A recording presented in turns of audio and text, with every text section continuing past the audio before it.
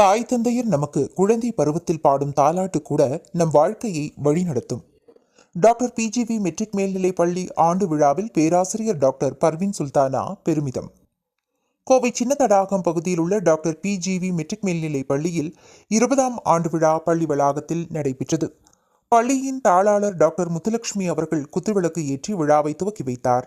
பள்ளியின் நிறுவனர்கள் doctor P G Viswanathan, doctor Aruna Viswanathan மற்றும் டாக்டர் அஞ்சனா விஸ்வநாதன் ஆகியோர் முன்னிலை வகித்தனர். பள்ளி முதல்வர் டாக்டர் வெங்கடேஸ்வரன் வரவேற்பு வழங்கினார். பள்ளியின் நிறுவனர்கள் மாணவர்களுக்கு கல்வியை குறித்து திருக்குறளின் மேற்கோளுடன் எடுத்துரைத்தனர். மேலும் மாணவர்களின் ஒழுக்கங்கள் மற்றும் தமிழர்களின் பாரம்பரியத்தையும் எடுத்துரைத்தனர். மேடை பேச்சாளர், எழுத்தாளர் மற்றும் சமூக செயற்பாட்டாளர் பேராசிரியர் டாக்டர் பர்வீன் சுல்தானா சிறப்பு விருந்தினராக கலந்து கொண்டார். தொடர்ந்து விழாவில் பேசிய அவர் மாணவருக்கு கல்வி சிறப்பை பற்றி கூறினார். பெற்றோர்கள் குழந்தைகளை வளர்க்கும் முறை பற்றியும் பேசினார். வறுமையிலும் கல்வியை விடக்கூடாது என்பதை வலியுறுத்தி பேசினார்.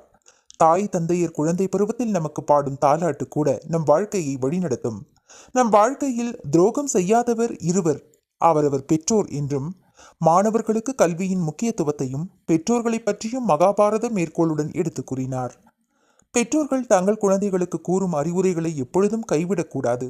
அவர்கள் கேட்கிறார்களோ இல்லையோ, திரும்ப திரும்ப கூறுவதன் மூலம் அவர்கள் வாழ்க்கையில் நல்ல மாற்றம் ஏற்படும் என தெரிவித்தார். தொடர்ந்து தமிழ், ஆங்கிலம், கணிதம், அறிவியல், சமூக அறிவியல், கணித அறிவியல் என அனைத்து பாடப்பிரிவிலும் மாணவர்களையும் 100 மதிப்பெண் எடுக்க வைத்த ஆசிரியர்களுக்கு விருதுகள் வழங்கி கௌரவிக்கப்பட்டது. மேலும் பொது தேர்வு மற்றும் விளையாட்டுப் போட்டிகளில் சிறப்பிடம் பெற்ற மாணவர்களுக்கும் பரிசுகள் வழங்கப்பட்டன. விழாவை ஒட்டி சீதா கல்யாணம், நாடகம், பாரம்பரிய கலை நடனங்கள், கராத்தே, யோகா போன்ற கலை நிகழ்ச்சிகள் நடைபெற்றன. பள்ளியின் மேலாளர் பாரதி நன்றி உரை ஆற்றினார்.